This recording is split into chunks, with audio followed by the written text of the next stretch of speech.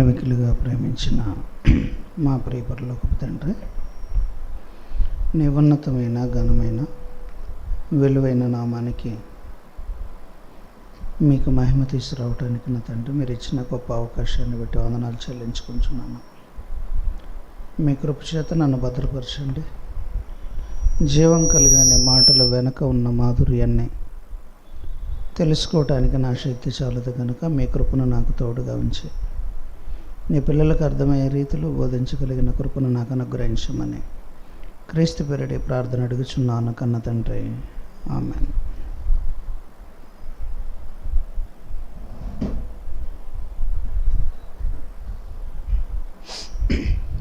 ప్రభునందు ప్రియమైనటువంటి దేవుని సంగమా, సమూయేలు గ్రంథాన్ని పరిశీలిస్తున్నాం. దాన్ని పరిశీలించడానికి ఇంట్రడక్షన్ క్లాసెస్ ఆల్రెడీ చెప్పాను.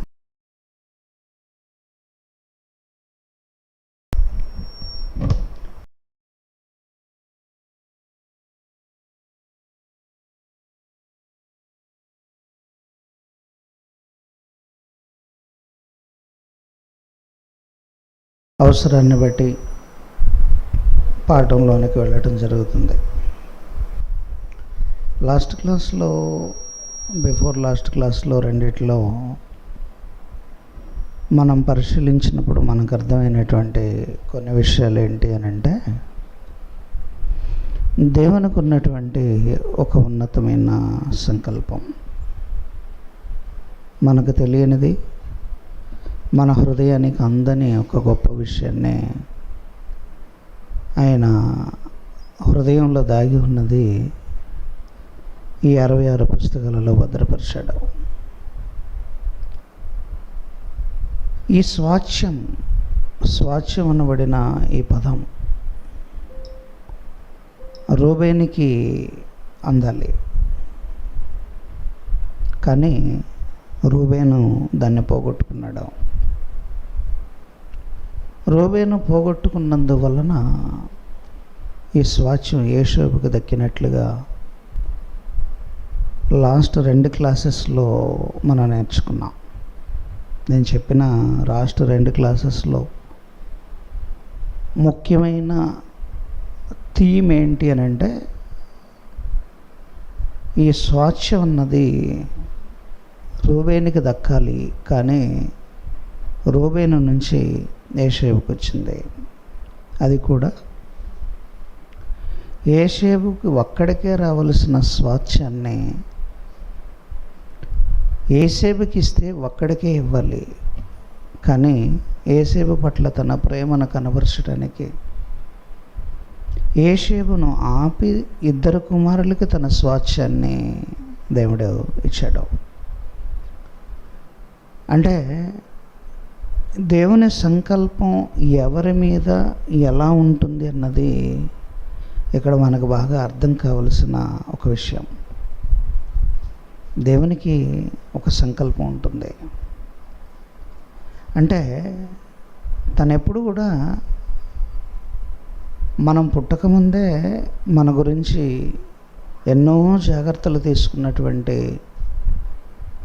ఆత్మీయ తండ్రి ఎవరన్నా ఉన్నారా అని అంటే ఆయనే పరలోకపు తండ్రి.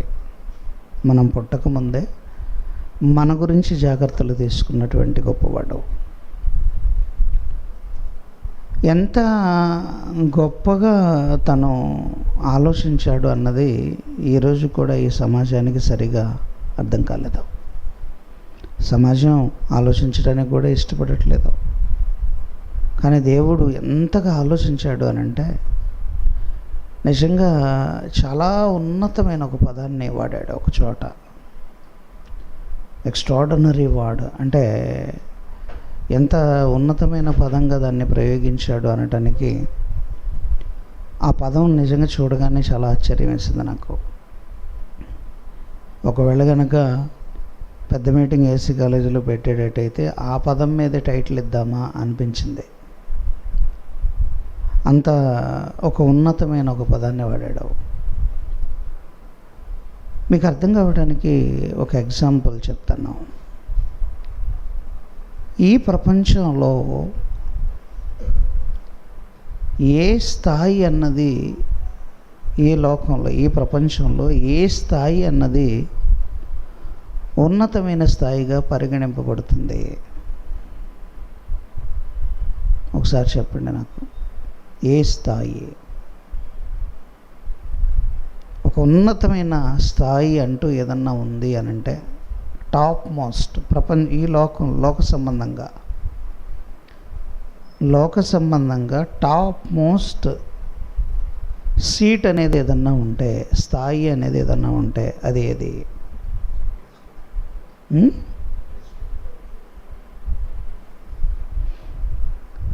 ప్రైమ్ మినిస్టర్ లేదా ప్రెసిడెంట్. మనకైతే, మన దేశంలో అయితే ప్రెసిడెంట్ కూడా కాదు, ప్రైమ్ మినిస్టర్. ప్రెసిడెంట్కి ప్రైమ్ మినిస్టర్కి తేడా ఏంటో ఎప్పుడైనా గమనించారా? ప్రెసిడెంట్కి ప్రైమ్ మినిస్టర్కి తేడా ఏంటో? అకార్డింగ్ టు ఇండియన్ కాన్స్టిట్యూషన్, భారత రాజ్యాంగ ప్రకారంగా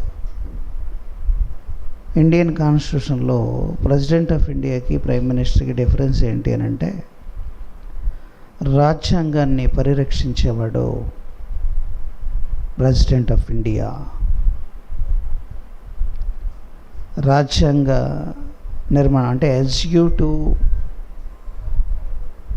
కమిటీ అంతా, ఎగ్జిక్యూటివ్ బాడీ అంతా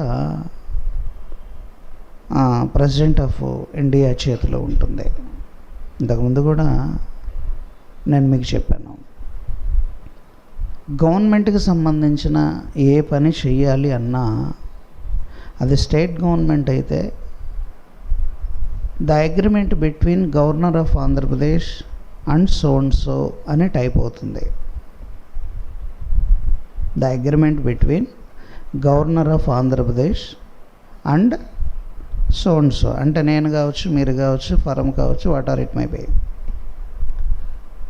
అదే సెంట్రల్కి సంబంధించినటువంటి ఒక అగ్రిమెంట్ కనుక కంక్లూడ్ అవ్వాలి, ఇద్దరి మధ్య ఒడంబడిక ఒక అగ్రిమెంట్ రూపంలోకి రావాలి అని అంటే అక్కడేముంటుందంటే the agreement between president of India and so and so. అంటే ఒక నిబంధన జరుగుతుంది అని అంటే ఆ నిబంధన భారత రాష్ట్రపతికి, అది సెంట్రల్ పరిధిలోకి వచ్చినప్పుడు భారత రాష్ట్రపతికి నీకు మధ్య ఒక నిబంధన జరుగుతుంది. ఒక రైల్వే బ్రిడ్జ్ కట్టాలి. రైల్వే బ్రిడ్జ్ కట్టాలి అని అంటే బ్రిడ్జ్ కట్టే వ్యక్తి కాంట్రాక్టర్, కట్టించే వ్యక్తి ఇంజనీరింగ్ డిపార్ట్మెంట్లో ఉన్న ఒక ఎగ్జిక్యూటివ్. కానీ అగ్రిమెంట్ ఎవరి మధ్యలో ఉంటుంది అని అంటే the agreement between president of India and contractor. అది సెంట్రల్ అయితే. అదే స్టేట్ అయితే governor of Andhra Pradesh and so and so. ఇది కాన్స్టిట్యూషన్లో ఉన్నటువంటి ఒక ప్రొసీజర్. అలాగే ఇప్పుడు హోదా ఏది పెద్ద హోదా అని అంటే అదేమో లెజిస్లేటివ్ వింగ్లో ఉంటుంది, లెజిస్లేటివ్ సెక్షన్లో, ఎగ్జిక్యూటివ్ సెక్షన్లో ఉంటుంది. ఇక్కడికి వచ్చేసరికి పాలనా బాధ్యత అంతా ప్రైమ్ మినిస్టర్ ఆఫ్ ఇండియా చేతిలో ఉంటుంది.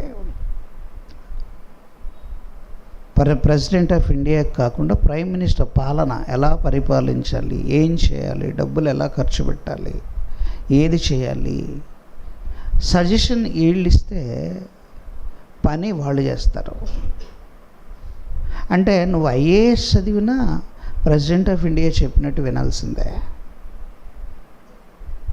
నువ్వు చదివింది IAS, top most post IAS, Indian administrative services, any Indian services, అది ఏ సర్వీసెస్ అయినా కానీ, రైల్వేస్ కావచ్చు, ఫారెస్ట్ కావచ్చు, ఇంకేదైనా రెవెన్యూ కావచ్చు, ఏ సబ్జెక్ట్ అయినా ఏదైనా Indian services is the top most service in the India.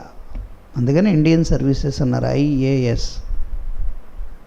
ఏ వస్తే అడ్మినిస్ట్రేషన్ అవుతుంది, ఆర్ వస్తే రెవెన్యూ అవ్వచ్చు, రైల్వేస్ అవ్వచ్చు, ఎఫ్ వస్తే ఫారెస్ట్ అవ్వచ్చు, ఏదైనా కానివ్వండి, టాప్ మోస్ట్.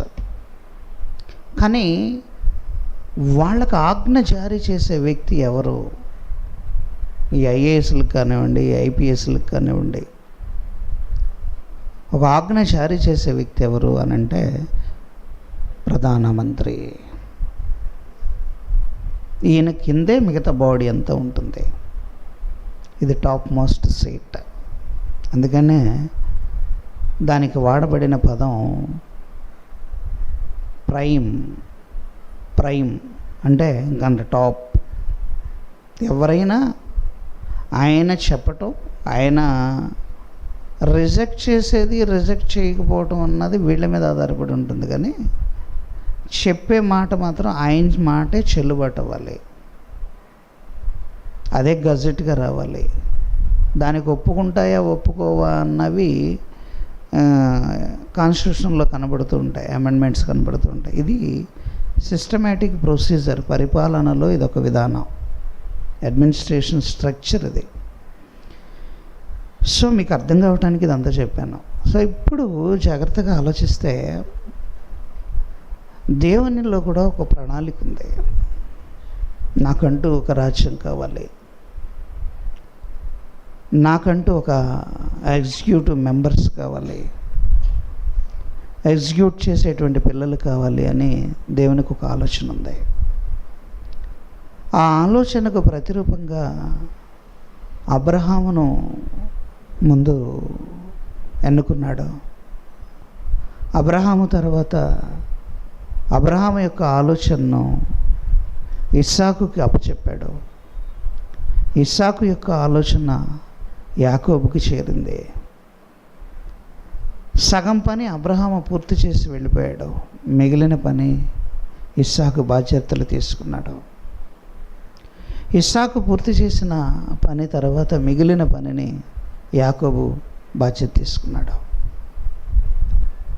ఇక్కడ దాకా ఒక సిస్టమేటిక్ వేలో కొనసాగిన ఈ యొక్క ప్రణాళికలు యాకోబు తర్వాత పెద్ద కుమారుడైన రూబేనును రంగంలోనికి దింపాలి. ఆ తర్వాత రూబేనులో నుండి పెద్ద కుమారుడైన మళ్ళా రూబేను కుమారుడిని రంగంలోనికి దింపి ఇలా తీసుకురావాలి. సో మెయిన్వైల్ ఇలా ఈ ప్రొసీజర్ అంతా ఇలా కంటిన్యూ చేసుకుంటూ వచ్చి చివరికి దీన్ని యేసుక్రీస్తు వారికి కనెక్ట్ చేయాలి. ఇది ట్రాక్ రికార్డ్. ఒక ట్రాక్ని ఎలా తీసుకురావాలి అన్నది ఒక సిస్టమేటిక్ వే. మనం కూడా ముందొక ప్రాజెక్ట్ టేకప్ చేసేటప్పుడు ఆ ప్రాజెక్ట్ గురించి పరిపూర్ణమైన అవగాహన, sketch, drafting, plan, executive procedure అన్నీ ఒక సిస్టమేటిక్ వేలో ముందుగానే మన మైండ్లో ఫిక్స్ అయి ఉంటాయి. అలాగే దేవుని ప్రణాళిక కూడా ఇలాగే ఉంటుంది. కానీ వీటికి మధ్యలో గండి పడుతున్నాయి. ఈ గండి పడే ప్రయోగంలోనే రూబేను డిస్క్వాలిఫై అయిపోయాడు. రూబేను డిస్క్వాలిఫై అయిపోయి యేసేపు రావాలి, కానీ యేసేపు డిస్క్వాలిఫై కాదు కదా, హై క్వాలిఫైడ్ పర్సన్గా మారిపోయాడు. త్రాచులో ఇద్దరిని కూర్చోబెడితే ఒక త్రాచు పూర్తిగా దిగిపోయింది. యేసేపు అనే త్రాచు టాప్ మోస్ట్ పైకి వెళ్ళిపోయింది. ఆ పైకి వెళ్ళిపోయిన తర్వాత యేసేపు పట్ల దేవునికి ఉన్న ప్రేమ విపరీతంగా పెరిగిపోయింది. ఎంత పెరిగింది అని అంటే, యేసేపు నీ ప్రేమను నేను తట్టుకోలేకపోతున్నానయ్యా, నువ్వు చూపించిన నా పట్ల నువ్వు చూపించేటువంటి ప్రేమ, నా పట్ల నీకున్న ఆప్యాయత, నా పట్ల నీకున్న అనురాగం, నా పట్ల నీకున్నటువంటి స్థితి నేను గమనించినప్పుడు నేను ఇంకా నా మనసు ఆపుకోలేకపోతున్నాను. నీకు ఏం కావాలి అని అంటే నీకు ఏదైనా నేను ఇచ్చేయటానికి సిద్ధంగా ఉన్నాను. నువ్వు అడిగినా అడగకపోయినా నేను ఏదైనా ఇచ్చేయటానికి సిద్ధంగా ఉన్నాను. I'm ready. నీకు అందరికీ ఇచ్చిన దానికంటే డబల్ ఇస్తాను, 2 అధికంగా నీకు ఇస్తాను. ఇంతగా దేవుని మనసును కొల్లగొట్టిన వ్యక్తి ఎవరు అని అంటే యేసేపు. ఎక్స్ట్రాడినరీ అండి. నిజంగా మరి క్లాసెస్ మిస్ అయితే మీ జీవితంలో మీకు ఇంత నాలెడ్జ్ మీకు దొరకదు. మీ జీవితంలో ఎక్కడ దొరకదు. అంత గొప్ప మాటలు వీటిని వెతుకుతున్నప్పుడు బయటకు వస్తున్నాయి. నాకు ఇప్పుడు అసలు టైం సరిపోవట్లేదు, దీన్ని బాగా సెర్చ్ చేయాలి అనుకుంటుంటే అసలు నాకు టైం చాలట్లేదు. అంతగా బాడీ స్ట్రెయిన్ అవుతుంది.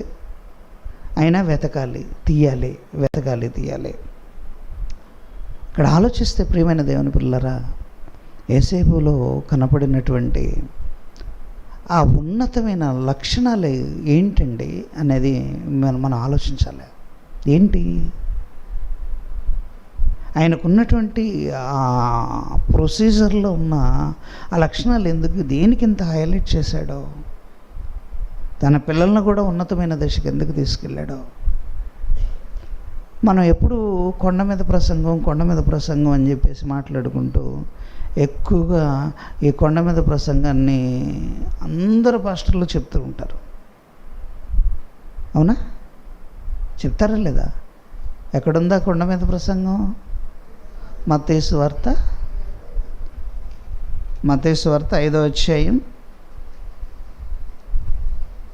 5వ అధ్యాయం జాగ్రత్తగా మీరు చూడగలిగితే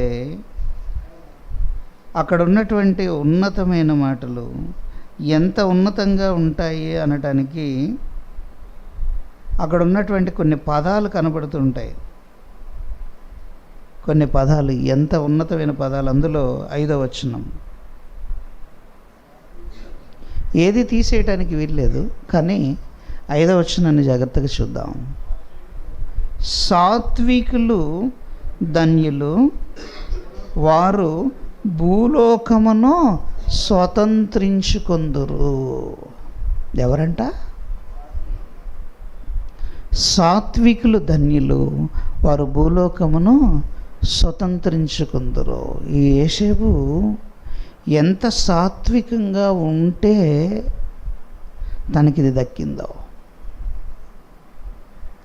ఎంత సాత్వికంగా, ఎన్ని బాధలు వచ్చినా, ఎన్ని నిందలు వచ్చినా, ఎన్ని అవమానాలు వచ్చినా దేవుని పనిని వదలకుండా బాధ్యతగా దేవుని కోసం బ్రతికిన వ్యక్తిలో మొదటి స్థానంలో ఉన్న వారిలో ఈయన కూడా ఉంటాడు. ఎంతమంది అయితే మొదటి స్థానంలో ఉన్నారో ఉన్నవారిలో ఈయన కూడా ఉంటాడు. ఏమండి, రూబేను మీద కక్షను పెంచుకోవచ్చు కదా, అన్నదమ్ముల మీద కక్షను పెంచుకోవచ్చు కదా. వాళ్ళు ఏం చేశారు? వాళ్ళు చేసిన అన్యాయం ఏంటి? ఇతడు చేసిన తప్పేంటి? వాళ్ళు చేసిన పని ఏంటి? ఆలోచిస్తే ఇతడు ఏ తప్పు చేయలేదు. దేవుడు చూపించిన కళను నాకు ఇదిగో రాత్రి కళ వచ్చిందిరా, ఇలా వచ్చింది అని ఆ అన్నలకి చెప్పాడు.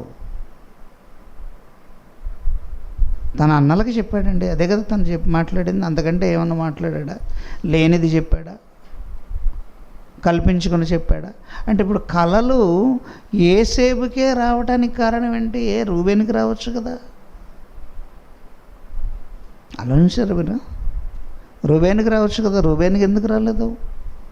యేసేపుకే కళలు ఎందుకు వచ్చాయి? యేసేపుకే కళలు ఎందుకు వచ్చాయి? యేసేపుకే శ్రమలు ఎందుకు వచ్చాయి? యేసేపుకే బాధలు ఎందుకు వచ్చాయి?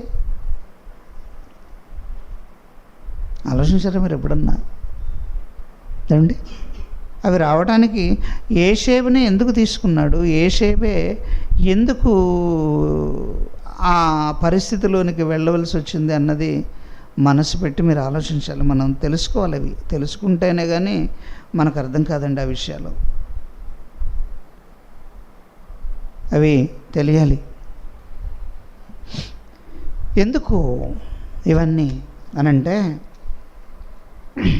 ఒకసారి కీర్తనల గ్రంథంలో ఒక ఉన్నతమైన పదాన్ని వాడాడు.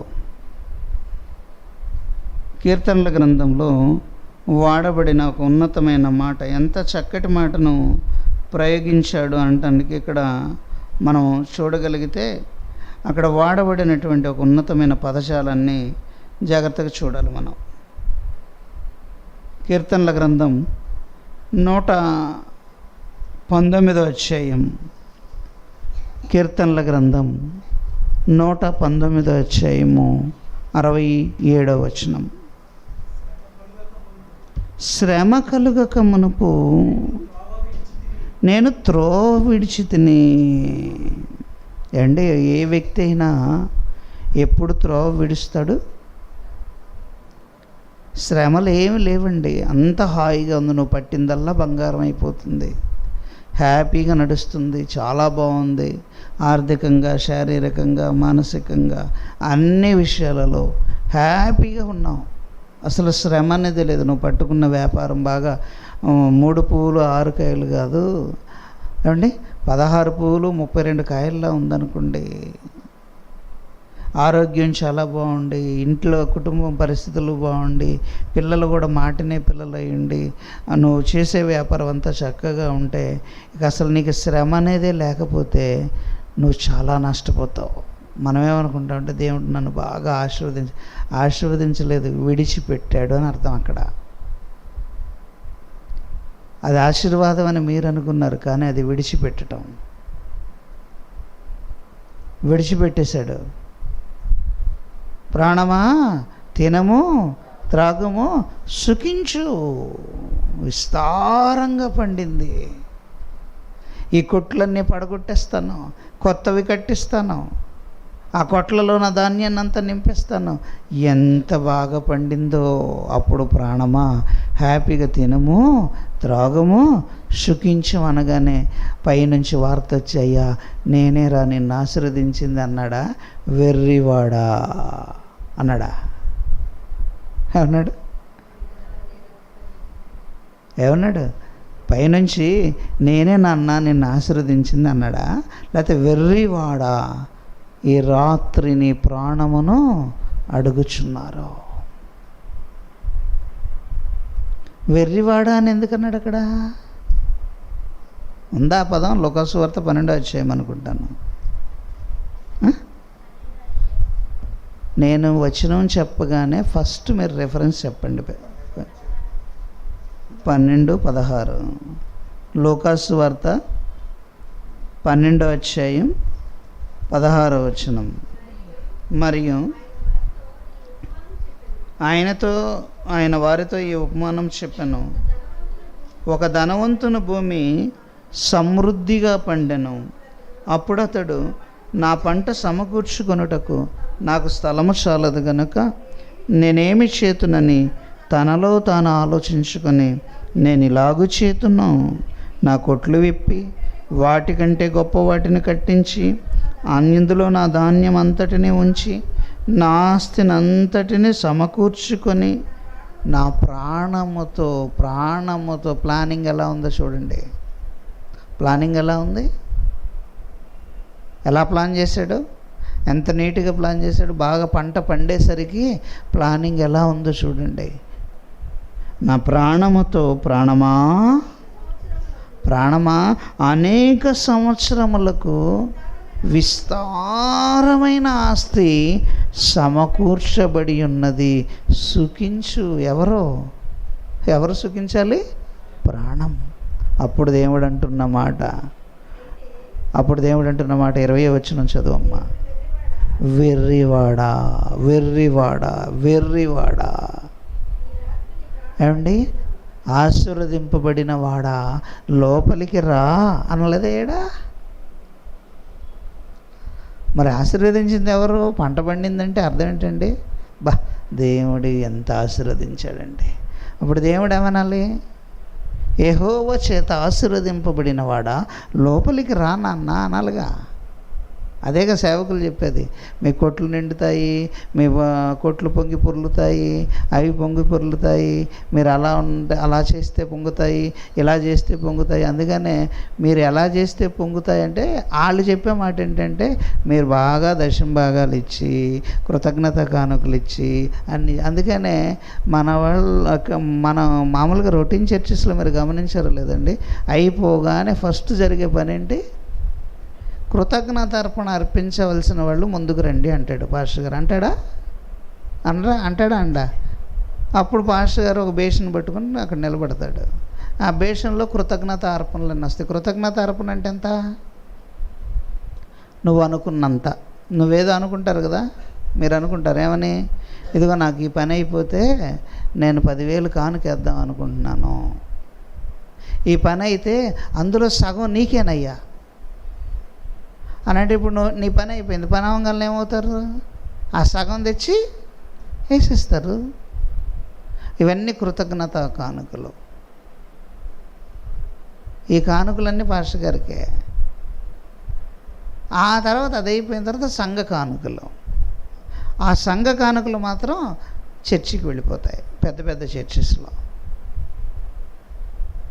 సంఘ కానుకలు సమర్పించుకుందాం. అది అయిపోయిన తర్వాత ప్రార్థన చేయించుకోవడానికి వచ్చి ప్రేయర్ చేయించుకొని మళ్ళీ కానుకలు ఇస్తారు. ఇవన్నీ చేస్తే మీ తొట్లు నిండి పొర్లుతాయి, మీరు ఆశీర్వదింపబడిన వారు. ఇది వచ్చే పదం. ఏమండి, నేను క్రిస్టమస్కి కూడా సందా పట్టడానికి భయపడతానండి. నాకు ఆదివారం ఒకరోజు కానుక పట్టడం అనేది ఆనవాళ్ళి. ఈ క్రిస్టమస్ అప్పుడు కూడా సందా పట్టడం ఏంటిది? నేను చెప్పను మీకు ఎప్పుడైనా నేను చెప్పానండి క్రిస్టమస్ రోజు కానుకలు సమర్పించుకుందామని నేను ఎప్పుడు అన్నా. మీకు ఇష్టమైతే వేసి వెళ్ళటం, లేకపోతే సర్దుకోవటం. అందుకనే చాలామంది కానుకలు వేస్తున్నారా వేయట్లేదని కూడా నేనేం చూడను, పట్టించుకోను. వస్తారు 3-4 వచ్చి వేస్తారు, మిగతా వాళ్ళు అలా ఉన్నా ఏం చేసినా వేయకపోయినా నేనేం పట్టించుకోకుండా వెళ్ళిపోతాను, ప్రార్థన చేసుకుందాం అంతే. వాటి మీద అంత ప్రయారిటీ పెట్టుకోను. కారణం ఎందుకంటే అది కాదండి అక్కడ కావలసింది. ఇవ్వాలనే థాట్ మీ హృదయంలో ఉంటే, నేను ఇంట్లో నిద్రపోతున్నా నా దగ్గరికి వస్తాయి అవి. ఆ థాట్ మీలో ఉంటే, నేను ఇంట్లో నిద్రపోతూ ఉంటాను, నాకు మెసేజ్ వస్తుంది అంతే.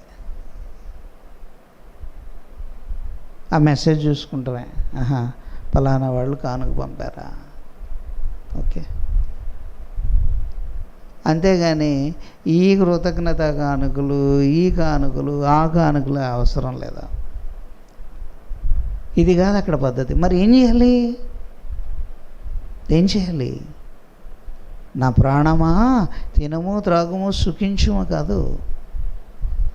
ఎంతమంది పిల్లలు నాకు ఆపదలో సహాయపడ్డారో, పేర్లు చెప్పట్లేదు కానీ ఆపదలో నాకు అవసరం సహాయపడిన పిల్లలు చాలామంది ఉన్నారు. కొంతమంది చెప్పకుండా, ఎవరికి చెప్పకండి సార్, మేము కానుకగా ఇస్తున్నామని చెప్పి ఇచ్చేవాళ్ళు ఉన్నారు. ఎవరిస్తారో తెలియదు, ఎప్పుడు ఇస్తారో తెలియదు, ఎంత ఇస్తారో కూడా తెలియదు, ఏం జరుగుతుందో కూడా తెలియదు. కానీ నా అవసరానికి సరిపడా, ఎక్కువ ఉండదు తక్కువ ఉండదు, నా అవసరానికి సరిపడా ఎప్పుడు నా దగ్గరికి వస్తాయి. దీని వెనకున్న లాజిక్ ఏంటో తెలుసా? దీని వెనకున్న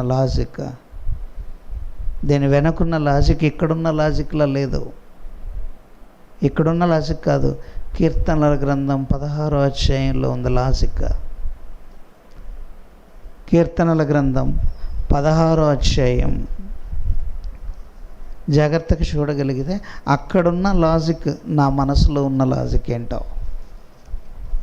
ఏమండి, ఇక్కడ ఏమంటాడో ఒకసారి కీర్తనల గ్రంథం 16వ అధ్యాయం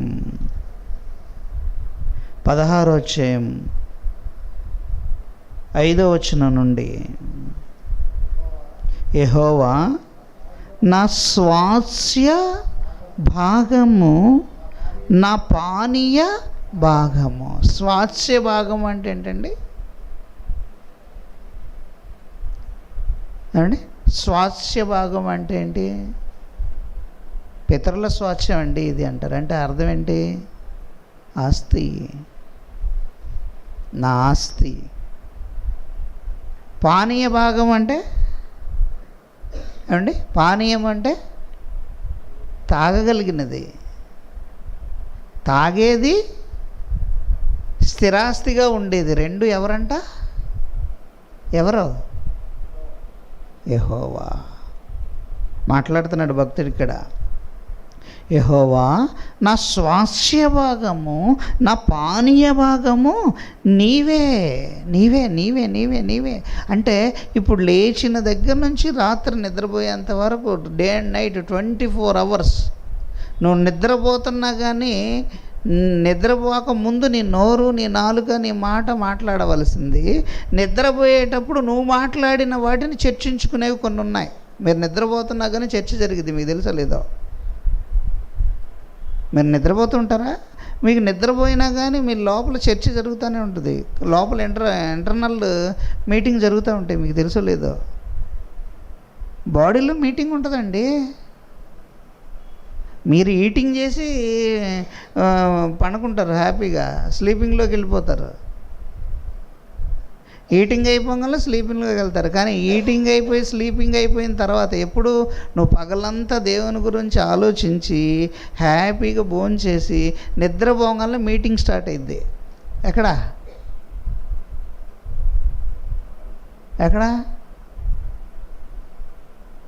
స్టార్ట్ అయింది అనుకున్నారు మీటింగు? తెలుసా ఎక్కడ స్టార్ట్ అయిద్దో? కిందే ఉందో చూడండి, ఎక్కడ స్టార్ట్ అయిద్దో. కిందే ఉంది, నువ్వు కిందకి చదువుకుంటారండి. మనోహర 16వ అధ్యాయం, కీర్తనల గ్రంథం 16వ అధ్యాయం 6వ వచనం. మనోహర స్థలములలో నాకు పాలు ప్రాప్తించెను, శ్రేష్టమైన స్వాస్యము నాకు కలిగెను. నా ఆలోచన కర్తవైన యెహోవాను స్తుతించెదను. రాత్రి గడియలలో నా అంతరింద్రియములు. మీటింగ్ ఎక్కడ? ఎప్పుడు? ఎవరెవరో? మీటింగ్ ఎక్కడ? ఎప్పుడు? ఎవరెవరో? మీటింగ్ నీ అంతరింద్రియాలలో. Time midnight. చర్చించుకున్నది ఎవరు? చర్చించుకుంటుంది ఎవరెవరు? అంతరింద్రియాలన్నీ. అంటే లోన ఒక సెల్ ఇంకొక సెల్తో మాట్లాడుతుందంట. ఈరోజు పగలంతా భలే మీటింగ్ పడిందండి మనోడు.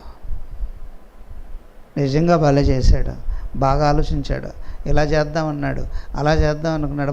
మనకు మనసంతా పనే, మనకు ఎక్కడ లేని పనే అని ఎవరెవరు అనుకుంటున్నారంట? నీ అంతరింద్రియాలు. అంటే నువ్వు పగలు ఏ పని చేస్తే నీ ఈ దరిద్రుడు పొద్దుడు నుంచి లేచిన దగ్గర నుంచి డబ్బులు డబ్బులు డబ్బులు డబ్బులు డబ్బులు డబ్బులు, ఆనందం ఆనందం ఆనందం, 90 90 90, 120 120 120. లేచిన దగ్గర నుంచి ఈ గోల తప్ప ఒక్క రోజన్నా ఈ లివర్ సంగతి ఏంటా, ఈ లివర్ని కలిగించిన దేవుని సంగతి ఏంటా అని ఎప్పుడన్నా ఆలోచించాడా ఈ దౌర్భాగ్యుడు?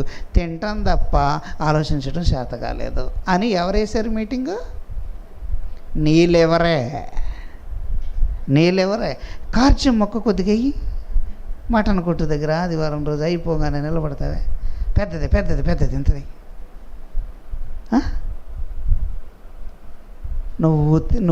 నువ్వు అడుగుతున్న నీ భాగం, నువ్వు కావాలనుకుని కోరుకున్న తింటున్న నీ భాగం రాత్రి మాట్లాడుకుంటుంది. ఇది పని తప్ప తింటాం, తిండి తప్ప మరొకటి లేదు.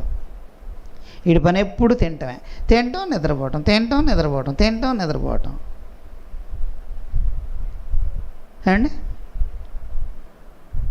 దేహం ఏం కోరుకుంటే ఆ పని చేయటం, అంతేగాని అసలు ఈ దేహాన్ని కలిగించిన దేవుడు ఒక ఆయన ఉన్నాడు, ఈ దేహం అనేది ఎందుకు ఇవ్వబడిందో ఒక ఆయన ఉన్నాడు, ఆయన గురించి ఆలోచిద్దాము అన్న ఆలోచనే తనకు లేదు. ఈ దౌర్భాగ్యుడి కోసమా ఈ గూడు కట్టుకుంది? ఈ దౌర్భాగ్యుడిని పోషించాల్సిన బాధ్యత నాకు వచ్చిందా? ఎంతకాలం నాకు ఈ బాధ అని ఎవరెవరు అనుకుంటున్నారు తెలుసా? నీ దేహమే నీ గురించి ఆలోచనలోనికి వెళ్ళిపోతుంది. లోపలున్న ఇంటర్నల్ ఆర్గాన్స్ ఆలోచిస్తూ ఉంటాయి. అది నేను రాసుకొచ్చిన మాట కదా. ఏమన్నాడు? నాకు ఆలోచనకర్తవైన యెహోవాను స్తుతించెదను.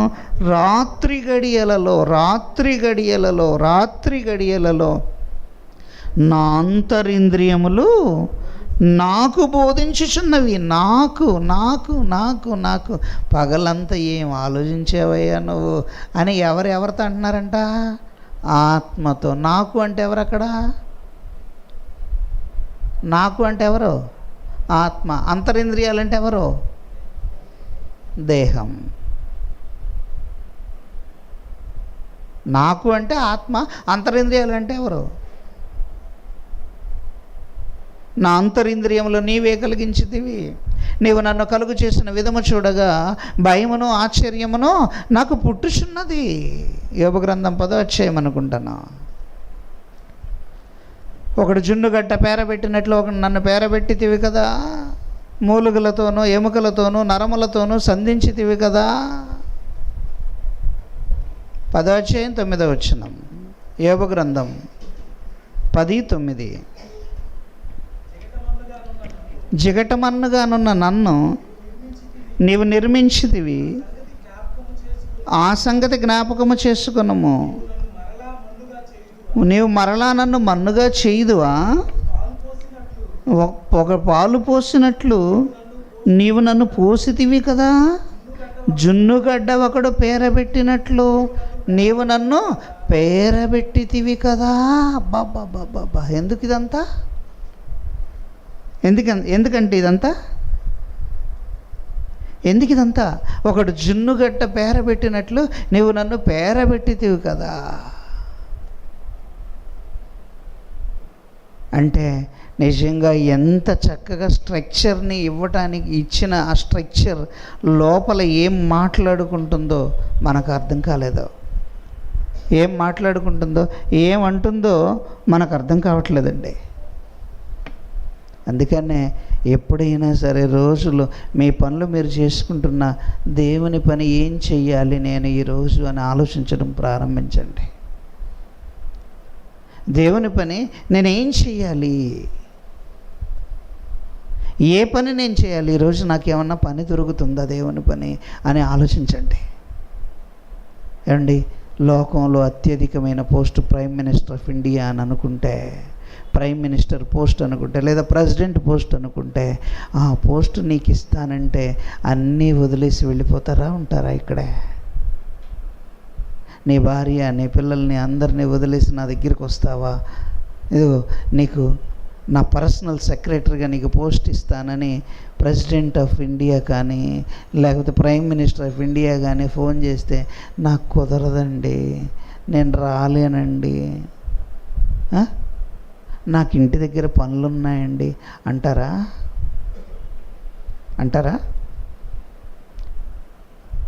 నా పర్సనల్ పిఏగా నేను నిన్ను అపాయింట్ చేసుకుంటాను, నువ్వు వస్తావా అని మీకు ఫోన్ కాల్ వస్తే ఆ పోస్ట్ కోసం ఇక మీరు దేన్నైనా వదిలిపెడతారు. దేశాలే వదిలేస్తారు, రాష్ట్రాలు వదిలేస్తారు, దేశాలు వదిలేస్తారు, సంవత్సరాలు భార్య పిల్లల్ని అందరినీ విడిచిపెడతారు. ఎందుకంటే అది అవసరం, ఇక్కడ వేళ్లతో కాదు అవసరం. ఇది ఉంది, తర్వాత అయినా ఉండొచ్చు, కానీ అది రాదు కదా. ఆ విలువైన స్వాస్థ్యం రాదు కదా. అంటే అది స్వాస్థ్యమని, ఉన్నతమైన స్వాస్థ్యమని నీవనే కొన్ని కలలు కని అసలైన పని ఏదో మర్చిపోయావు. ఏమండి, అసలైన పని ఏదో మర్చిపోయావు, అసలైన పనికి పక్కన పెట్టావు. రూబేనో, ఏం తప్పు చేసావయ్యా, ఎంత తప్పు చేసావు నువ్వు. దీని తర్వాత మరలా ఒక స్టోరీ చెప్తానండి, అది చెప్పిన తర్వాత వెళదాం సమయంలోనికి. తొందర ఏం లేదు. ఇప్పుడు మనల్ని ఏమి తొందరగా సిలబస్ అవ్వకపోతే మనల్ని ఎవరు ఏ కౌన్సిలర్లు వచ్చి మనల్ని ఏమి అడగరు, అంత మందే హోల్ అండ్ సోల్ మనమే. భలే ఒక్క స్టోరీ ఇచ్చాడండి ఒక చోట, నాకైతే మైండ్ గిర్రం తిరిగింది. అది చదువుతానే నాకు లేట్ అయింది. మార్నింగ్ కొన్ని ఇంపార్టెంట్ కాల్స్ ఉంటే మాట్లాడిన తర్వాత ఇక కూర్చుంటే ఆ స్టోరీ చదవగానే నాకు లేవబుద్ధి కాలేదు. ఇంకా కాసేపు చూద్దాం వెతుకుదాం అనిపించింది. అది చదువుతా కూర్చునే టైంనే మర్చిపోయాను నేను. నిజంగా నాకు అనిపిస్తూ ఉంటుందండి, నన్ను వదిలేస్తే హ్యాపీగా బైబిల్ చదువుకోండి సార్ అంటే నాకు ఎంత హాయిగా ఉంటుంది అనిపిస్తుంది. మీ బాధ్యత మేము చూసుకుంటాం, మీరు బైబిల్ చదవండి, కొత్త విషయాలు చెప్పండి, మీకు ఏం కావాలన్నా మేము చూస్తామని అంటే అబ్బా అయ్యా, అలానే నా తండ్రి పరలోకంలోనే ఉన్నాడు. దానికి కూడా ప్రణాళికలు సిద్ధం చేసుకుంటున్నాను. ఇంకో 2-3 ఏళ్ళు చేద్దాం. మా ఇద్దరు పిల్లలకి పెళ్లి చేసిన తర్వాత ఇక పూర్తిగా వ్యాపారమే మూసిపడేద్దాం, దుకాణం మూసేద్దాం, బైబిల్ మీదే ఉందాం. అందుకనే చెప్పింది, రేపు జనవరి నుంచి నాకు జీతం ఇవ్వండి అందరు కలిసానన్న. మీరా మీ మీద నాకు అస్సలు నమ్మకం లేదు. ఎందుకంటే కడుపును పుట్టిన పిల్లలే సరిగ్గా చూస్తారన్న నమ్మకం లేదు. నిజంగా ఆత్మీయ పిల్లలే వాళ్ళకంటే ఎక్కువ చూసేది. కానీ మీరు అన్ని విషయాల్లో మంచివాళ్ళేమో, కానీ డబ్బులు దేవుని కోసం ఖర్చు పెట్టే విషయంలో మాత్రం మీరు చెడ్డోళ్ళేనండి. అందరు కాదండి, కొందరే. మళ్ళీ అందరు అనకూడదు, అక్కడ ఇచ్చేవాళ్ళు ఉన్నారు, పిల్లలు ఇచ్చేవాళ్ళు ఉన్నారు. నిజంగా ఆలోచిస్తే ఆశ్చర్యం వేస్తుంది. ఇంకా ఎంతుందా ఏదో నాకు చాలా తెలుసు అనుకుంటున్నాను నేను అని అనుకుని, అందుకని నేను అనుకోలేను, నా వల్ల కాదు. కారణం ఎందుకంటే నాకు తెలియంది కొండలు కొండలు కొండలు కొండలు కనబడుతుందండి. ఒక పదం వాడాడండి, ఆ పదానికి నాకు మైండ్ పనిచేయలేదు. ఆ మైండ్ పనిచేయలేదు. ఏ పదం చూస్తారా? హెస్కేల్ గ్రంథం 17వ అధ్యాయం. యెహెజ్కేలు గ్రంథం ఇర్మియా గ్రంథం 3వ అధ్యాయం. ఇర్మియా గ్రంథం 3వ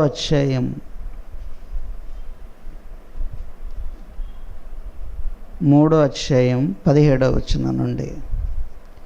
ఇర్మియా గ్రంథం 3వ అధ్యాయం 17 నుంచి. కొత్త వాళ్ళు ఎవరన్నా చదవచ్చమ్మా, చదవండి. 3 యెహోవా యొక్క సింహాసనమని యెరూషలేమునకు పేరు పెట్టుదురు. ఒక కాలం ఉందంట, ఆ కాలంలో యెహోవా యొక్క సింహాసనమని యెరూషలేమునకు పేరు పెట్టుదురు. జనములన్నీయు తమ దుష్ట మనసులో పుట్టు మూర్ఖత్వము చొప్పున నడుచుకొనక యెహోవా నామమును బట్టి యెరూషలేమునకు గుంపులుగా కూడి వచ్చెదరు. అంటే ఇక్కడ యెరూషలేముకి వెళ్ళమని కాదు ఇక్కడ అర్థం. యెరూషలేములో ఏముంది? దేవుని మాట ఉంటుంది. అంటే దేవుని మాట ఉండే దగ్గరికి గుంపులు గుంపులుగా వెళతారు. వాళ్ళ మనసులో దుష్ట మనసులో పట్టు మూర్ఖత, ఇవాళ ఏం వెళతాంలే, రేపు వెళతాంలే అని అనకుండా ఎక్కడైతే మంచి మాట వినపడుతుందో ఆ మంచి మాట వినబడే ప్రదేశానికి వెళ్ళే ఒక కాలం వస్తుంది అని అన్నాడు. వెళ్ళే ఒక కాలం వస్తుంది. ఆ రోజుల్లో యెరూషలేము మళ్ళా ఇదిగో తర్వాత యెరూషలేము అన్న దాన్ని మళ్ళీ మార్చిన సందర్భాలు కొన్ని ఉన్నాయి. నెక్స్ట్ కిందకి చదవండి అక్కడ. ఆ దినములలో యూదా వంశస్థులను ఇశ్రాయేలు వంశస్థులను కలిసి ఉత్తర దేశంలో నుండి ప్రయాణమై మీ పితరులకు నేను స్వాస్థ్యముగా ఇచ్చిన దేశమునకు వచ్చెదరు. నేను నిన్నెట్లు ఉంచుకొని, ఎవరిని? బిడ్డలలో. అంటే అందరు ప్రపంచంలో ఉన్న వాళ్ళందరూ దేవుని పిల్లలేనా? అంతే కదా. 17వ అధ్యాయం 11వ వచనం ప్రకారంగా, అపోస్తలుల కార్యాలు 17:11 ఉన్న ప్రకారంగా యావత్ భూమి మీద 26లో ఉన్న ప్రకారంగా యావత్ భూమి మీద కాపురం ఉండుటకు ఒకని నుండి ప్రతి జాతి మనుషుని సృజించి వారు ఒకవేళ దేవునిని తడవులాడి కనుగొందురేమో అని నిర్ణయ కాలములను నివాస స్థలముల యొక్క పొలి మేరలను ఏర్పరచను. ఏమండి? నివాస స్థలములను, నిర్ణయ కాలమును, నివాస స్థలముల యొక్క పొలి మేరలను. అంటే ఆ కాలంలో అబ్రహాము, ఈ కాలంలో నిన్ను, ఆ కాలంలో అబ్రహాముని, ఆ కాలంలో ఇస్సాకుని, ఆ కాలంలో యాకోబుని, ఈ కాలంలో నిన్ను కావాలని కోరుకున్నాడు. కావాలని కోరుకున్నాడంటే అది అర్థం. కావాలని కోరుకుని ఏమంటున్నాడు? ఆ దినములలో యూదా వంశస్థులను ఇశ్రాయేలు వంశస్థులను కలిసి ఉత్తర దేశములో నుండి ప్రయాణమై మా పితరులకు నేను స్వాస్థ్యముగా ఇచ్చిన దేశమునకు వచ్చెదరు. నేను బిడ్డలలో నిన్నెట్లు ఉంచుకొని రమ్య దేశమును జనములలో స్వాస్థ్యములలో. ఏ స్వాస్థ్యం? ప్రధానమంత్రి పోస్టును ఏమంటారు? రాజకీయ పదవా, లెజిస్లేటివ్ జాబా అండి? ఐఏఎస్ ఏ పదవి? ప్రధానమంత్రి ఏ పదవి? పదవుల్లో రకాలు ఉన్నాయా లేదా? ఐఏఎస్ అనేది ఏ పదవి? ఐఏఎస్ పదవిని ఏమంటారు? చదువుకుంటే వచ్చే పదవి ఐఏఎస్. ఎన్నుకోబడితే వచ్చే పదం. ఇప్పుడు ఇక్కడే ఉన్నాడు రమ్య దేశమును జనములలో రాజకీయ స్వాస్థ్యమును నేనెట్లు నీకు ఇచ్చేదనను కొని ఉంటివి. నువ్వు ఎలా అనుకున్నావయ్యా నీకు రాజకీయ స్వాస్థ్యం ఇస్తానంటే?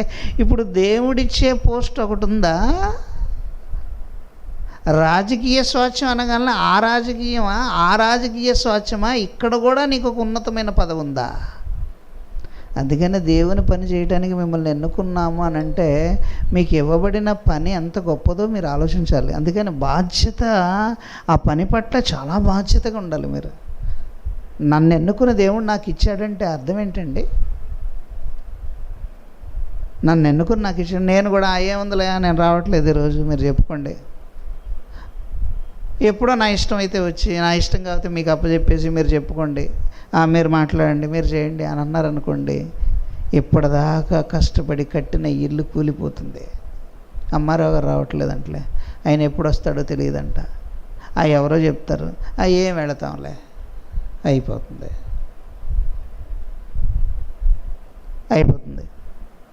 ఎప్పుడు వస్తాడో ఆయన తెలియదు, ఎన్నింటికి వస్తాడో తెలియదు, ఒక టైం సెన్స్ ఉండదు, ఎన్నింటికి ముగిస్తాడో తెలియదు, ఏం తెలియదు.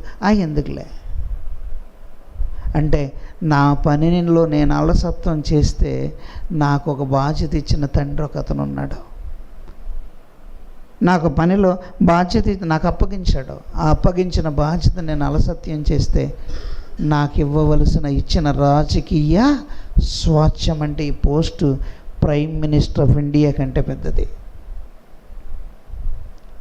ప్రెసిడెంట్ ఆఫ్ ఇండియా కంటే పెద్దది. మీకు ఇంకా చెప్పమంటారా? అసలు నేను చెప్పే పాఠం వినేది ఎవరో తెలుసా మీకు?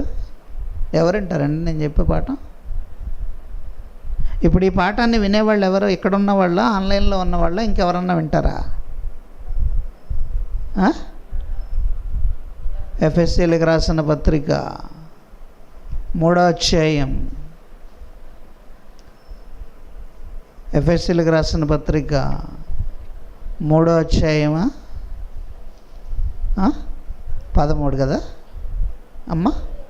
3:8. ఎఫ్ఎస్సీలకు రాసిన పత్రిక 3వ అధ్యాయం 7వ వచనం నుండి చదవండి. దేవుడు కార్యకార్యగు తన శక్తిని బట్టి నాకు అనుగ్రహించిన కృపావరము చొప్పున నేను ఆ సువార్తకు పరిచారకుడై అయితేనని ఆ రాజకీయ స్వాస్థ్యంలో నాకు ప్రధానమంత్రి పోస్టు దక్కింది. ఆ రాజకీయ స్వాస్థ్యంలో నాకు ప్రిన్సిపల్గా పోస్టు దక్కింది, వైస్ ప్రిన్సిపల్గా పోస్టు దక్కింది, డీన్గా నాకు పోస్టు దక్కింది అండి. ఒక సెంటర్కి ప్రిన్సిపల్గా నాకు పోస్టు దక్కింది గనక ఈ స్వాస్థ్యంలో నువ్వు మాట్లాడుతున్నప్పుడు, నీవు పనిచేస్తున్నప్పుడు నువ్వు బాధ్యత రాహిత్యంగా ఉంటే నీ పనికి లెక్క ఉండదు. ఎందుకంటే ఇప్పుడు నాకు అప్పగించిన ఈ పనిలో నేను బాధ్యత రాహిత్యంగా ఉన్నాను అనుకోండి, నా మాటలు వినటానికి ఎదురు చూసేవాళ్ళు చాలామంది ఉన్నారు. ఆ స్వాస్థ్యం నాకు ఇవ్వాలని దేవుడు అనుకున్నాడు. అందుకనే మీరు రాజులైన యాజక సమూహం, దేవుని సొత్తైన ప్రజలు, ఏర్పరచబడిన వంశం, పిలువబడిన వారు. నువ్వు బాప్తిసం తీసుకున్న తర్వాత ఇన్ని బాధ్యతలు వచ్చేస్తాయి నీ మీదకు. మీరు బాప్తీసం తీసుకోకముందు మీ ఇష్టం వచ్చినట్లు హ్యాపీగా ఉండండి. వస్తే రండి, వెళితే వెళ్ళిపోండి, మానేస్తే మానేయండి. మీరు ఇంటి దగ్గర కూర్చుంటే ఇంటి దగ్గర కూర్చోండి, లేకపోతే మీ వ్యాపారాలు చేసుకోండి, పనులు చేసుకోండి, మీరు ఏమైనా చేసుకోండి, మిమ్మల్ని అడిగేవాడు ఎవడో లేడు. అందుకని నేను ఇప్పుడు ఎవరిని బాప్తీసం కోసం బలవంతం చేయట్లేదండి. ఏవిందో నా పిల్లలనైనా కానీ నేను బాప్తీసం తీసుకుని బలవంతం చేయను. వాళ్ళ మనసులో వాళ్ళకి కలగాలి. తీసుకుని దేవుని కోసం నేను నిలబడాలనే ఆ పట్టుదల వాళ్ళలో వచ్చినప్పుడు వాళ్ళు బాప్తీసం తీసుకోవాలి. తీసుకొని ఊరక మౌనంగా దేవునికి అన్యాయం చేస్తే ఎందుకండి? పెళ్లి చేసుకున్నారు, పెళ్లి చేసుకున్న తర్వాత భార్యకి అన్యాయం చేస్తే ఇంట్లోకి సరుకులు తెచ్చేవారు, బట్టలు కొనిపెట్టరు, ఏది చూడరు, ఏమి పట్టించుకోరు. నీకు గుర్తొచ్చినప్పుడే భార్య, ఆ తర్వాత భార్య అంటే ఏంటో నీకు తెలియదు, ఏ అవసరాల గురించి ఆలోచించు. అలాంటప్పుడు నువ్వు పెళ్ళెందుకు చేసుకున్నావు నాయన అని 10 మంది వచ్చి నిన్ను అడుగుతారు, 10 మంది వచ్చి నిన్ను నిలబెడతారు. నీ భార్య నీకు చీ కొడుతుంది అంటే అప్పుడు మనం జాగ్రత్తగా బాధ్యతగా పనిచేసుకుంటాం. అప్పుడు ఎప్పుడు 8ంటికి లేచేవాడు 6ంటికి లేచి వెళ్ళిపోతాడు, రాత్రి 10 గంటల దాకా కష్టపడతాడు. మరి దేవుని పని అంటే మనం ఎంత బాధ్యతగా ఉంటున్నాం. ఇప్పుడు నా పనిలో బాధ్యత లేదనుకోండి, నా పని లెక్కలోనికి తేపడదు. అలాంటప్పుడు నేను బాప్తీసం తీసుకోవడం వ్యర్థం. తీసుకోకుండా ఉండటమే హ్యాపీ అండి అప్పుడు. ఎందుకంటే తీసుకొని నరకానికి పోయే బదులు తీసుకోకుండా ఉండే నరకానికి పోవటం అంతగా అదే బెటర్ కదా. అది ఇక్కడ ఏమన్నాడు చూడండి, కార్యగు తన శక్తిని బట్టి కార్యాన్ని నెరవేర్చటానికి నియమింపబడిన వ్యవస్థ అనబడిన రాజకీయ స్వాస్థ్యాన్ని నీకు ఇవ్వాలని దేవుడు కలలు కన్నాడు. ఆ కళలో నీ ఎదురుగా ఎవరెవరిని కూర్చోబెడుతున్నాడో చూడండి. దేవుడు మన ప్రభువైన యేసుక్రీస్తు నందు చేసిన నిత్య సంకల్పము చొప్పున పరలోకములో ప్రధానులను అధికారులను నీ ద్వారా సంఘం అంటే ఎవరు? సంఘం అంటే ఎవరండి? సంఘం అంటే ఎవరు? మనమే. ఆ సంఘంలో నువ్వు ఒక బాధ్యత ఉంది, నువ్వు ఒక పిల్లర్వి. ఒక ఇంటికి ఒక 15 పిల్లర్లు 12 పిల్లర్లు ఉన్నట్టుగా నువ్వు కూడా ఒక పిల్లర్.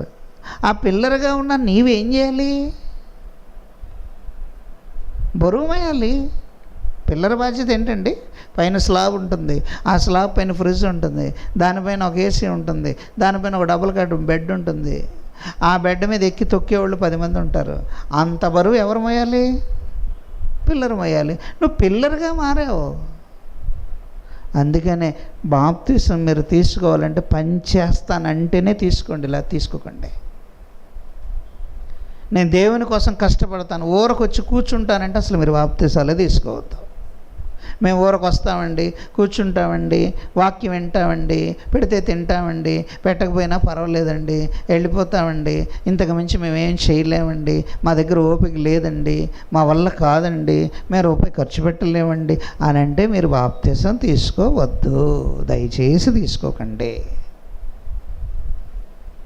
కారణం ఎందుకంటే అక్కడ దేవుని నామం అవమానపరచబడుతుంది. భలే వాళ్ళయ్యా నీ పిల్లలు. ఏం పిల్లలు నీ పిల్లలు?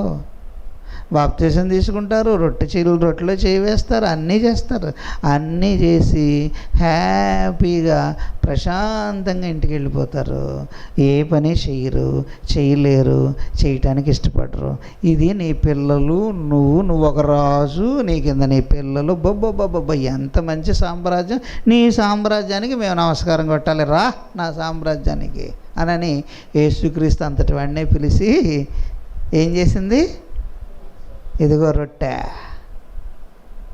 రొట్టె దా, ఇగో చూడు సామ్రాజ్యం ఎలా ఉందో. నా సామ్రాజ్యం చూడు, నీ సామ్రాజ్యం చూడు. నా సామ్రాజ్యానికి కోటలు గోడలు అన్నీ ఉన్నాయి, నీ సామ్రాజ్యం పనికి మాలిన సామ్రాజ్యం. మన సామ్రాజ్యం, మనం ఈ సామ్రాజ్యంలో ఉన్నాం. ఎలా ఉన్నాం ఇప్పుడు? ఇదే రాజకీయ స్వాస్థ్యం అన్నాడు దాన్ని. రాజకీయ స్వాస్థ్యం. దీన్ని వినటానికి ఎవరెవరు ఉన్నారంట? సంఘము ద్వారా తన యొక్క నానా విధమైన జ్ఞానము ఇప్పుడు తెలియబడవలనని ఉద్దేశించి, అంటే మిఖాయేలు, గాబ్రియేలు ఇంకా అనబడిన ప్రధాన దూతలుగా ఉన్న వాళ్ళకి చెప్పవలసిన సంగతులు అనేక ఉన్నా ఆ సంగతులు నేను చెప్పను. భూమి మీద నా పిల్లలు ఉన్నారు, నా పిల్లలు చెప్తూ ఉంటారు, నువ్వు విను గాబ్రియేలు, నువ్వు విను మిఖాయేలు అని సంఘానికి ఈ బాధ్యతను అప్పచెప్పాడు. అంటే నీకు ఈ బాధ్యతను అప్పచెప్పాడు. అంటే నువ్వు మాట్లాడుతుంటే పరలోకంలో ఉన్న ప్రధానులు వినాలి, నీవు మాట్లాడుతుంటే పరలోకంలో ఉన్న వాళ్ళు వినాలి. వీళ్ళు వినాలి. వీళ్ళు వింటే అప్పుడు పనే. వీళ్ళు వినాలి. వీళ్ళు వినకపోతే పని లేదు. వాళ్ళు వినటానికి నిన్ను రాజకీయ స్వాస్థ్యంలో నిన్ను ప్రధానిగా నిలబెట్టాడు. అది నీ కెపాసిటీ, అది నా కెపాసిటీ. అందుకనే దేవుని పని అని అంటే ఎన్ని పనులున్నా, దేహం ఎంత అలసిపోయినా, అంతకంటే ఎక్కువ దేవుని పనులు అలసిపోవటానికి ఇష్టపడతాను నేను. అంతకంటే ఎక్కువగా అలసిపోవటానికి. మొన్న మీరందరూ కారులో వచ్చారు, మిమ్మల్ని దింపి నేను కారు ఎక్కొచ్చు. నా వెహికల్ ఏమో రిపేర్లో ఉంది. మీరు 9 మంది అయిపోయారు, అప్పటికే 8 మంది అవుతున్నారు. మేము కూడా ఎక్కి 9 మంది 10 మంది అవుతాం. 9. ఇప్పుడు ఏం చేయాలి మేము? యాజ్ ఏ ఒక కాలేజీకి డైరెక్టర్గా మిమ్మల్ని నేను దింపి నేను కూర్చొని నేను రావాలి. లేదంటే నేనేం చేయాలి? ఎవరో ఒకళ్ళని మీలాంటి పిల్లల్ని స్కైలాబ్కో, దిలీప్కో, శ్యామ్కో ఫోన్ చేసి వాళ్ళకి చెప్పి మీరు బుండయ్యా వాళ్ళకి, నేను యాడొచ్చేదిలే బైక్ మీద అని అనాలి. కానీ మేము రెడీ అయిపోయాం. మీరు వెళ్ళిపోండి, మేము వచ్చేస్తాం. నేను నా బుల్లెట్ వేసుకొని వెళ్ళిపోయాను. మీ అందరికంటే ముందే వెళ్ళి హ్యాపీగా తెనాల్లో ఉండి మళ్ళీ నైట్ 12ంటికి వచ్చేసాను.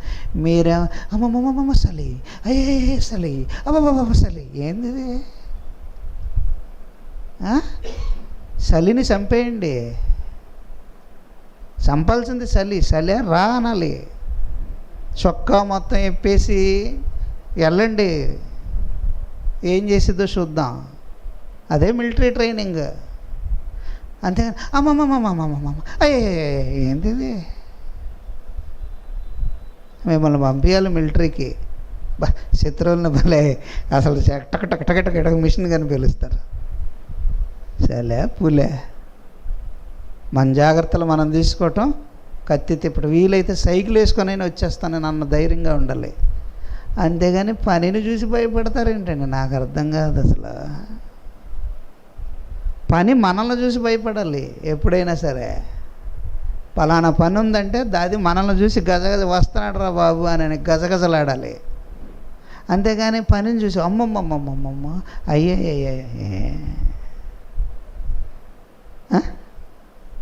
కాబట్టి ఆలోచించండి. పరలోకములో ప్రధానులకును అధికారులకును తన యొక్క నానా విధమైన జ్ఞానము ఇప్పుడు తెలియబడవలనని ఉద్దేశించి శోధింపశక్యము కానీ క్రీస్తు ఐశ్వర్యమును అన్యజనులలో ప్రకటించుటకు సమస్తమును సృష్టించిన దేవుని యందు పూర్వకాలము నుండి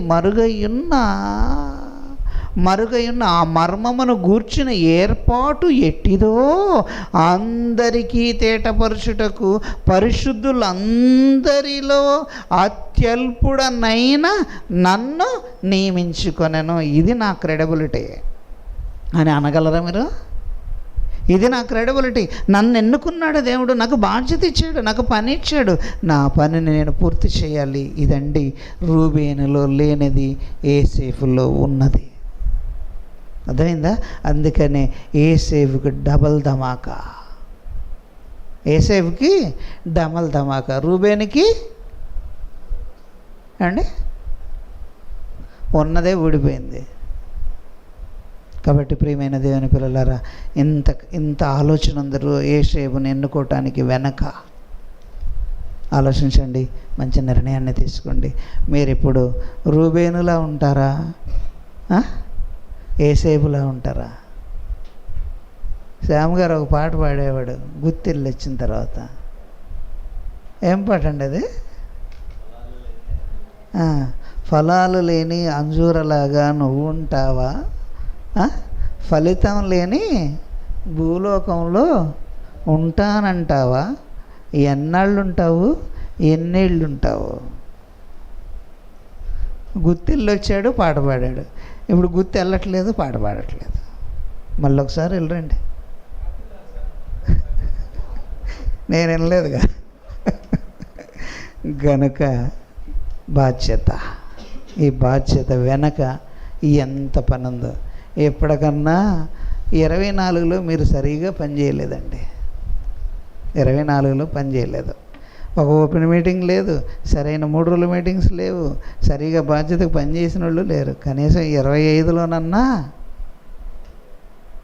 ఇదే మొక్క 23లో కూడా చెప్పాను, ఇప్పుడు కూడా చెప్తాను. అది మీ ఇష్టం, ఇంకా చాయిస్ ఈజ్ యువర్స్. ఏం చేస్తారో చూస్తాను. నేనైతే నా పని చేసుకుంటూ అయినా, మొక్కుకుంటూ అయినా, మూలుగుతా అయినా ఐఎమ్ రెడీ.